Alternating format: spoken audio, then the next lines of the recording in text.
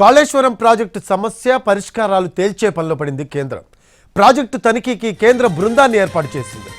Central water commission మాజీ chairman Chandrasekhar నేతృత్వంలో 6 సభ్యులతో కమిటీని ఏర్పాటు చేసింది. మేడిగడ్డ ప్రాజెక్టును తనిఖీ చేసి 4 నెలల్లో నివేదిక ఇవ్వాలని కేంద్ర జలశక్తి శాఖ ఈ కమిటీకి ఆదేశించింది. మేడిగడ్డ, అన్నారం, సుందిళ్ల బ్యారేజ్లను ఈ కమిటీ తనిఖీ చేయనుంది. అలాగే అసలు సమస్య ఏంటి, దానికి పరిష్కారాలు ఎలా అన్నది ఈ కేంద్ర బృందం సూచించనుంది. మేడిగడ్డలో పిల్లర్లు కుంగడంతో బ్యారేజీని ఖాళీ చేయాల్సి వచ్చింది. దీనిపై రాజకీయ వివాదం నడుస్తోంది. నీరు నింపితే బ్యారేజ్ కూలిపోయే ప్రమాదం ఉందని తెలంగాణ ప్రభుత్వం అంటూ ఉంటే, రిపేర్లు చేసి రైతులకు నీళ్లు ఇవ్వాలని బీఆర్ఎస్ అంటోంది. ఇటీవల కాంగ్రెస్, ఎంఐఎం ఎమ్మెల్యేలు మేడిగడ్డను సందర్శించగా ఈరోజు బీఆర్ఎస్ బృందం కూడా మేడిగడ్డకు వెళ్ళింది.